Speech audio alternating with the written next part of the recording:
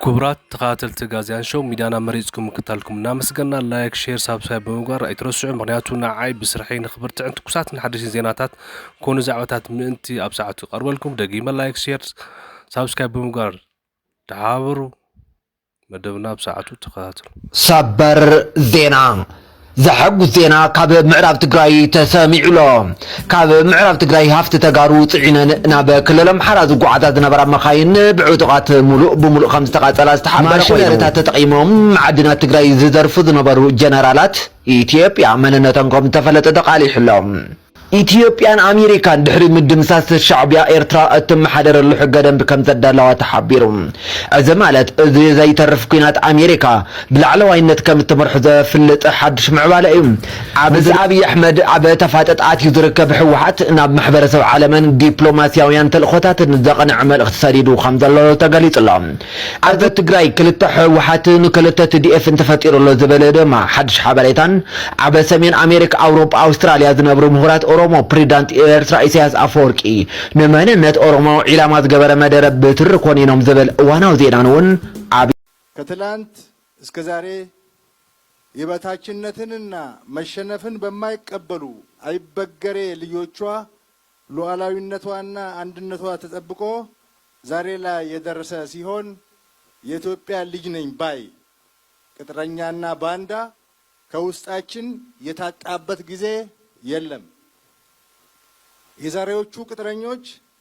እና ባንዳዎች ግን ከምን ጊዜውም እጅግ አሳፋሪ በሆነ ሁኔታ የሀገራቸውን ብሔራዊ ጥቅም አሳልፈው ለመስጠት ለጠላት በአሽከርነት ለማደር አቤቱታ እያቀረቡ ባንዳነትን በድብቅ ሳይሆን በግልጽ እየገለጹና ሀገራቸውን ለማፍረስ እየደለቱ ይገኛሉ። ሆኖም እነሱ እንደተዋረዱና መሳቂያ መሳለቂያ እንደሆኑ ይቀራሉ እንጂ ሀገራችንን የማንበርከክ በፍጹም አይችሉም። ባለፉት ዓመታት እነዚህን በስነ ልቦና እና በአካላዊ ብቃት የተገነቡ የኮማንዶና የአየር ወለድ ምርጥ አሃዶች እንዲሁም ስፔሻል ፎርስ ኃይላችን በብዛትና በጥራት አሰልጥነን ወደ ስራ አስገብተናል። እናንተ ዛሬ ከፊት ለፊታችን የቆማችሁ የዛሬ ተመራቂዎችም ከነዚህ የላቀ ብቃትን ከተላበሱና እንደ ወርቅ በእሳት ተፈትነው የዳበረ ልምድ ባለቤት ከሆኑ ጀግኖች ጋር ስለምትቀላቀሉ ኩራት ሊሰማችሁ ይገባል። ፈተና ውስጥ ጸንቶ ኢትዮጵያን ከተደቀነባት አደጋ የታደጋትን መከላከያ ሰራዊታችንን በመቀላቀላችሁ ልትደሰቱና ልምዱን ለመቅሰም መዘጋጀት ይኖርባቸዋል።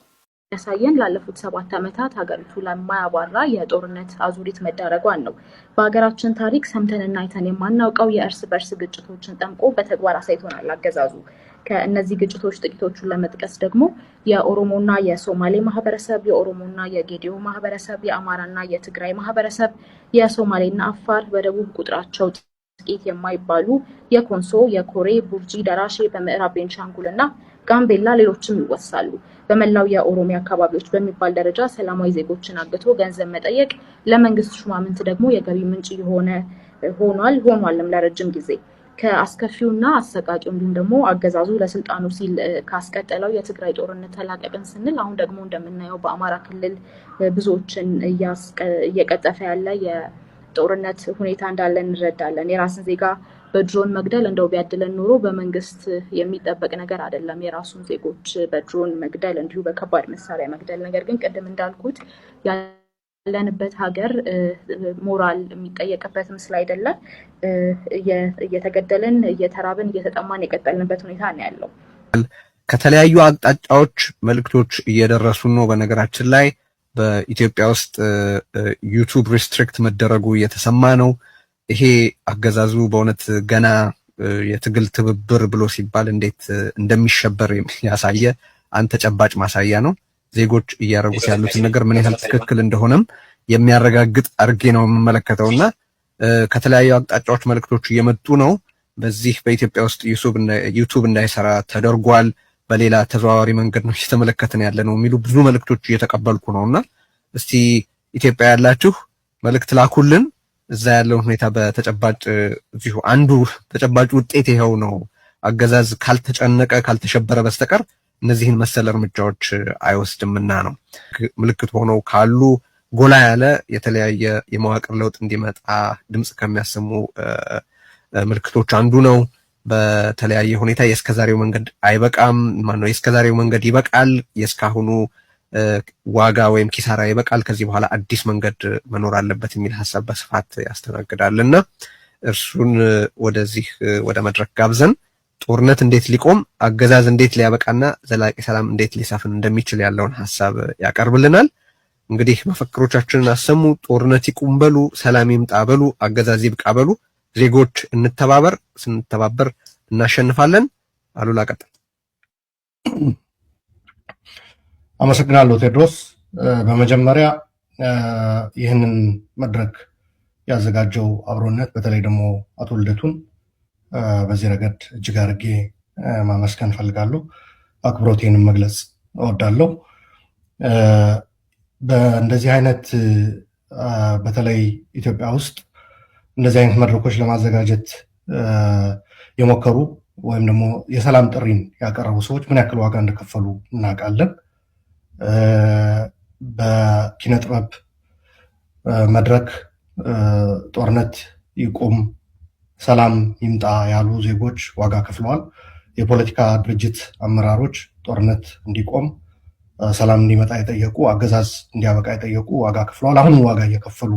ነው ያሉት በሰላማዊ መንገድ የትግል ላይ ያሉት ማለት ነው። አይ መድፈ ድምፁ ተሰምዐዩ አይወቃካል ድምፁ ተዘይ ሰምዐዮ ግን በቃ ወዲካ ታይገረለ ይለ ማለት ተወቅዕ እንዳቶ ተወቅዕ ዓለም ነበረላ ገዛ ንሕና ኣብ ገዛ ይንመርፅ ኣነ ጌታቸው ዓቅን ምዝራ ብጣዕሚ ጨቅጨቅ ዘውዝሑ ኩሎም ክነግርኩም ንኽእል መጀረን ዓለምን ተኳነ ኣለዎ ዶ ተኳን ዘይብሉ ዓዲ ዘይፈጠሩስ ተኳነ ኣለዎ ዶ ይብሉና ወላ ክጨቃጨቁ ሙሸራትን ክንሕዘልካ ኢለ እዛ ንሓደ ግዜ ተኳን ይህልዎ ገለ ኢልዋ ሙሸራትን ሓነዘል ብዛንታ ዝበሃል ቦታት ታሕሳስ 12 ኣበይ ኣድራሽኦ ዘይንፈልጦ ቦታ ኺድናስ ተኳን ይህልዎ ዶ ይህልዎን ዘይፅርኻ ኢላ ከም መራሕት ተኳን ይህልዎ ባ ሸዓ ዝሓፈርክዋ ሓፍረት መቸም ክሓፍራ ይኽእልን መቸም ክትምለሰ ይትኽእልን ሃይለ ደደቢት ሕዚ ዕጆጆ ብዝሒ ግን ልያ ስልከይትዎ እሞ ይድውለለይ ዓበይ በፅሕና ገለ ይብላ ብጣዕሚ ታይስሚ ካብ ልቡ ገለ ይነበረኒ ገለ ይነበረኒ ብጣዕሚ ፃዕርዓር ነይሩ ሽዑ ዓበይ በፅሕኩም ኢለ መቐለ ዙርያ ኣበይ ግዛእ ክተውቅዕና ሃደና እዚኦም ህዝቢ ከየጥመዩ ህዝቢ ከየድኸዩ ኣነ ባ ይፈልጥ ዝርዝር መንደር ይፈልጥ ትግራይ ናይ ህዝቢ ትግራይ ድሌት ፀቢቕ ይፈልጥ ከም ፕረዚደንት ኣይኮነን ከም ተራ ውልቀ ሰብ ኣፕሮች ዝገብር ዘምፃናዮ ትራክተር ናይ ፀላእ ኢሎም እዞም ሰባት ብዛዕባ ህዝቢ ትግራይ ይጭነቑን 4 ኪሎ ረብዒ ስልጣን ክወኩም ተይልዎም ኣበይ ሕዚ ጉያ እዩ መንእሰይ ትግራይ ማንም ናብ ሓደጋ ከውድቆ ምፍቃድ እያታ ዓባይ ክሕደት ዓብይ ባንዳነት መንእሰይ ትግራይ ናይ ማንም መጥቀም ክኾን ምግባር እያ ኣብ ህዝብና ዝተፈፀመ በደል ብዝኾነ መንገዲ ክትካሕሶ ይትኽእል እዚ ሊደርሽፕ እዚ ዕብዳን ደው ክተብል ተኽኢልካ ተስቢ ሰልፊ ገብራ እየ ተስብላ እየ ነዚኦም ክትኣለ ተዘይኽኢልካ ከዋዱና እዮም ገና እዞም ሰባት እዚኦም ንምንታይ እያ እዚኦም ፐርሰናሊ ስለ ዝገበሩ ነገለ ስሩብ ይስማዕንና ተገላገሉ ኸ ዝብሉ ዘለካ ስታተስ ናይ መንግስቲ ፌደራል በዓል ሹመኛ ኢኻ ኣብ መንግስቲ ፌደራል ያው ምስ ኤርትራ ናይ ወደብ ሕቶታት ኣሎ ዘይቀሪ ዝመስሉ ዝኾነ ካባ ንገብር ይኽእል እዩ ናትካ ሮል ኣብ መንጎ ኢትዮጵያን ኤርትራን ኩናት ክገጠም ይኽእል እዩ ብትግራይ ወገን ምስ ኤርትራ ኮይኑ ሰላፍ ዝኽእል ሃይሊ ድሌት ክህሉ ደብረፅዮን ንፈትለን እናመርሕዎ ዝዕወት ዝኾነ ይኹን ፕሮጀክት የለን ሓንቲ መሃንዲስ እናዋጋእኻ ሓደ ሰብ 1000 ቀቲሉ ኣይዋፀንን ሓደ ሰብ 1000 ቀቲሉ ኣይዋፀንን ባይዘወይ ናይ ዕሽነት ሻዕብያ ተዘይኮይኑ ሓቂ ንምዝራብ ሲሉ ድድሕሪ ምግቢ ተኸቲሎም ኣብ ነበለት ገለ ኣብ ድጉም ካብ ክዋግኡ ፅቡቅ እዮም ተዋጊኦም ንምግቢ ንጆን ግን እሱ ካው ገብሩ ቀጥታ ዝኾነ ታይስሙ ፈጢሮም ናብ ዓደ ቀበቕል ተዝመፁና ኩልና ማሕዝና ግን ያው ሻዕቢያውን ውትድርና ድራሻው ጠፊእዎ ንሕና ዋና ድራሻ ጠፊእና شعور زي خوينو سو يا ذكر كنبلصق بحساب نكون عاد سلام سنيت وحبار تحقق كان ممعبال يزلينا دلو سلام طرح يزلي حزب إرترا سلام دامو كل نجار سلام كلاي بالله لعل سلام سنتاي ما كنا بلينا سلام مالتي صمدو سلام مالتك عصانت مالتي ስለዚህ እዚ ብጽምዶ ተበጊሱ ዘሎ ናይ ሰላም መንቀሳቀስ ክንስዕቦ ንሰላም ክንዝምር በሐሳብ ክንሰርሕ ይዘለና اللي بقوس لهلا برنامج ناي سلام سنيتو نستبقيس زلو صمدو نحنا خمن اسيات ازينا خنصقطلون كندفعلو نو يزغبا صمدو مالتكو متحواس مالتي ስለዚህ ዝበለጽይ ናይ ማለት So we as students we're so happy by what you're doing. We appreciate it and all Eritreans appreciate it and we as students we're only on your side. ነዝናይ ሰላም ጽምዶ ኻኒ ካልእ መንሰይ ክድግፉኻ ኣዘይላ ነዚ ዝግበር ዘሎ ጽምዶ ኻ ኩላትና ኢደ ኢድካ ክንብሎ ናትና አሸራ ከነቀምጠሉ ኣነ እኮ ታይጣጣለን እንጀራ ፊሊጶስ ግጥም ቢለ ነግሬው ግጥም ቢለ በቃ አዙን አለኹም ወብ ትግራይ አለኹም ዘይተወጽ እንደ ኢለ አዛጋ ማለት እዚ ነገር እዚ ገብረላ ቡሙል ነ ይዋርገ መስቀል ወደ ዛሬ ሁሉም ነው በባዓው ንሐጎስ ከሻል ግሬ አንተ ያለና ምሲ አንዳ ጋዜጠኛ ነኝ ማለሲ አምባሳደር ይኮንኩ ናይ መንግስት ስልጣን ይብለይ ፕሬዝዳንት ይኮንኩ ጀነራል ይኮንኩ ባዓመ ግን ተገበረለን አንኮ ባድመይ ነበር ዘላም በሳይ ነበር አቢሮበይ ነበር ግን ህዝብና ዘሎ ሁኔታ ስለዘርዳያለ ፈረዲ አን ሐጎስ ከሻወይ ጀነራል ፊሊጶስ ነግሬስ ፈረዲ ታይ ዘፍራ ተዝፈራ ዳስ መራህ መጽኔ كنقرالن كغورة زغيرس كقبرالن خابز بلي. تخونتات صفح بزلا من قد خيلي بن حسير نقدر تزاري بالدلاني. تايو أب زلنا له زي بعينته فيلي زبالة مدرخ بوليتيكا ومدرخ فطير له بالجمجم وسيدنا سنحنا. أب تاريخ تجنع تشوعتن عامة برد كلمي ثلاثة ورحي مالتي زخون قالوا. هاوشو جميرنا ننصبرنا يسنحنا حساب نيرو سخان تايدو زبلت نيوتراليتي ويكا قللتينت وي منقوينت كنحزل لنا زبل حسابي كامتاي تبقيسنا هنا مدرخ بإثيوبيان إيرتران تمرحه كم هاجرات كم سرعتاتون بشعبيان ببلسنا زمراح السلالفات فطير الله أبز السلالفات زي إذا محل تزياتهم كم حيلي تنهجرات كم هجرات كم قومة كم سرعتاتون كم سرعتات أبتقرأ يقولهم مرئي زي تخلصه زي تغيرني زي مالت انتهي مالتي خلتي محلتات كم هجرات كم سرعتاتون إذا بتقرأ كسنت أو جم إذا حضرون إذا أوجد راح تكون سبب تكبرون زغورو غيرهم زي تتعسوا زخدوون زلوا مالتي لذي زياتهم أو زمرحوا قناص ناي تقرأ بوزيشن تاي كون الله تاي كيم دولي الله إلنا أنت المرمر ندلنا كلتي يوم حيلتات أبنت ناي شعبي على تدوسيدو أهداوت إثيوبيا كله يدلي أهداوت إثيوبيا مالت فيدرال أوسر عزيز بالله إثيوبيا كم زدلي بترجع جامي أرجع جزء سرعتي استمسح وحتون أجاج يوم زبال أنقذ ثلاثة ساعات حويسو إذا لو سرعتهم تبقى من قارن